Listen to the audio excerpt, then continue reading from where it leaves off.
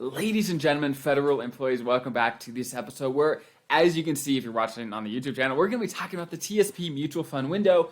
If you're on the podcast, I'm going to walk you through. I am sharing my screen on the YouTube channel, but I'm going to walk you through it just fine. And guess what? If you are a federal employee, if you're a federal employee and you're watching this, you're in an incredible place, because here on the channel, we strive to produce content to help you to get the most out of your money, to retire confident, maximize your retirement benefits so that you know moving into retirement that you're confident and you're comfortable, you're excited for the next stage of life. So consider subscribing if you are a federal employee, because we produce content just like this all the time. So let's dive in. So I have got so many questions here in the last couple weeks, especially the TSP mutual fund window has become available. People are wondering, should I even consider using this? I know it costs more. What does that actually mean? What is that going to cost me? Is it worth the cost? And will it actually help you retire the way that you want and for you to have the retirement that you want? That's really, when we're talking about anything financial, life insurance, TSP, investments, buying anything to do with your finances, you have to remember, how is this going to help me get to my goals? That is what we have to bring it back towards. Whatever you're buying, I don't care. Is this going to help me reach the life that I want and dream about? And if so, great. If not, you throw it aside. So the first thing you have to know about the TSP mutual fund window is who is eligible, because not everyone can use it. The first thing is that you have to have at least 40 grand in your TSP. And the reason is because, first, the minimum amount that you can put over in the mutual fund window is 10 grand. And you cannot put more than 25% of your TSP dollars into the window. And let me actually walk you through, how this is structured so you can understand the basics. Long story short, right now, most of you still have the core TSP funds, right? So what that means is, over here in this bucket, you have the core funds. Over here in another bucket is the mutual fund window. If you want to use and invest in the mutual funds, you got to move money from the core TSP funds and move it over to the mutual fund window. Now, they're basically two different accounts almost, okay? They're both all considered like in your TSP, but for many purposes, they're two different accounts, and we'll talk about some of the ramifications of that here a little later. So long story short, the minimum to get started is you got to move 10 grand from your core TSP over to the mutual fund window. And you cannot put more than 25% of your TSP account over there. So for example, if you have 100 grand in the TSP, you can't put more than 25,000 into the mutual fund window to use there. So that's the first thing you have to understand to see if you could even get in the game. And if so, okay, now let's talk about some of the other things. Now, there's 5,000 different options. When it comes to the mutual fund window, there's 5,000 plus different mutual fund windows. So there's no way I could cover all of them. Even on a 24-hour live stream, it would take me forever to get through all the different investments, the pros and cons, and all those things. Now, if any ones that are interesting, like, that's half tempting, put in the comments below. Now, spoiler alert, at the end of this video, I'm going to tell you why you probably shouldn't even be using the mutual fund window anyway. But still, if there's one that's tempting you, put in the comments below, and we could all kind of look at it and see what we all think. And it's certainly, we all get better when we all learn and try together. So the next thing that is so crucial to understand here are the fees, okay? Now, I'm actually sharing a document that the TSP published last month. And if you want access to it, there's a link in the description below. Check it out. There's a bunch of information. And I'm just presenting from that, because often that's the easiest to make sure you have a visual and everything like that. So long story short, there's a few sets of different fees here, okay? The first is an annual admin fee of $55, okay? There's that. Now, there's a $95 annual maintenance fee as well, so there's those fees, plus almost a $30 per trade fee. So like I was saying, to move money from the core TSP over to the mutual fund window and to buy something in the mutual fund window, hey, that's a trade, right? Anytime you move between the mutual funds, that's a trade. So you're going to be paying money every time you make changes. So in reality, if you want to use the mutual fund window, yes, you're going to be paying these annual fees. But the more you try to day trade in the mutual fund window, the more it's going to cost you in these fees. Now, let's be honest here. If you have $1 million in your TSP, the less these annual maintenance fees and things are going to matter, because it's such a small percentage of your account balance. The smaller your balance is, the higher percentage these fees are going to be. So really the bigger deal it's going to be for you. Now, it costs the same for everyone, but for those with higher account balances, it certainly is percentage-wise a lot smaller of a deal. Now, the one exception to that is this fee, which kind of gets pushed under the radar, where it says other fees and expenses specific to the mutual funds you choose. Oh, nothing to worry about, just the fees, with the mutual funds you pick, whatever. Okay, so this is honestly where you can pay the vast majority of the fees, where you're going to make these mutual fund managers so wealthy, they're going to love you for it. They're going to retire off of your hard-earned money. They're going to love it. Now, that's why you have to understand what you're paying, and fees are sometimes worth it. And I'll talk through when. Sometimes it's worth it, often it's not. And let's talk through when and how that is. So basically, if you didn't know this already, your TSP funds, the C fund, S fund, or I fund, F and G funds, all those funds, they have fees. And if you didn't know that, just Google, what is the fee for in the G fund? And it'll pop right up, okay?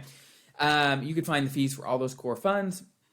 And the L funds are just a combination of the core funds, and so those are fees built into them as well.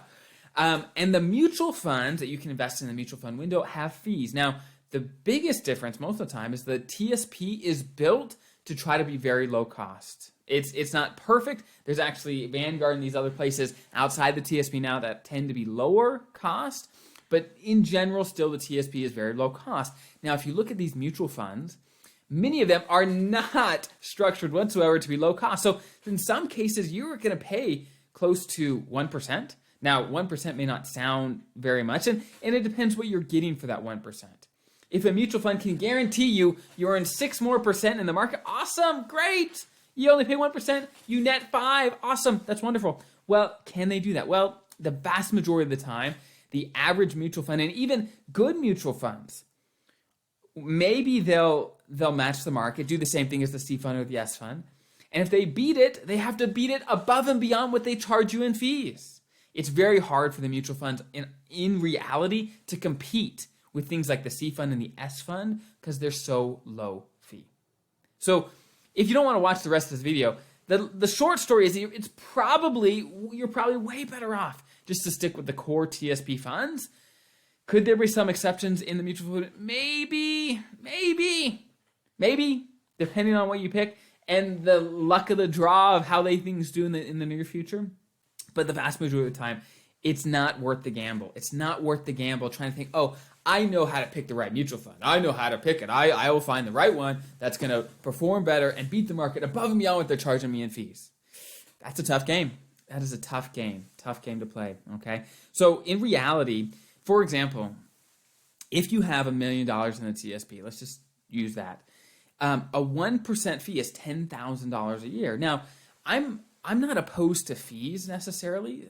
Some things in my life I pay a lot of money for, especially in my business, helping clients retire. Some things I pay a lot of money for because it is worth it. It improves the lives of my clients or my life enough where it's like, yes, I'm going to pay that huge fee because it's worth it.